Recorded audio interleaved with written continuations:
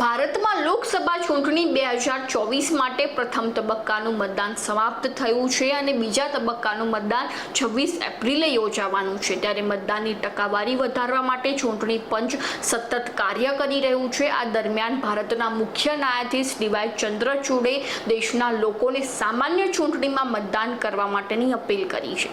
નમસ્કાર, ગુજરાત જો ટીવીની સાથે હું છું મેક્ષુ ઠાકર। લોકસભા ચૂંટણી 2024 માટે ચૂંટણી પંચના માય વોટ માય વોઇસના વિડીયો સંદેશમાં જસ્ટિસ ચંદ્રચૂડે જણાવ્યું હતું કે આપણે વિશ્વની સૌથી મોટી લોકશાહીના નાગરિક છીએ અને બંધારણ આપણને નાગરિક તરીકેના બધા જ અધિકારો આપે છે। ત્યારે તેની સામે દરેક નાગરિક સાથે જોડાયેલી ફરજો નિભાવવાની અપેક્ષા પણ રાખે છે। તેથી બંધારણીય લોકશાહીમાં નાગરિકતાની સૌથી મહત્વપૂર્ણ ફરજ મતદાન છે।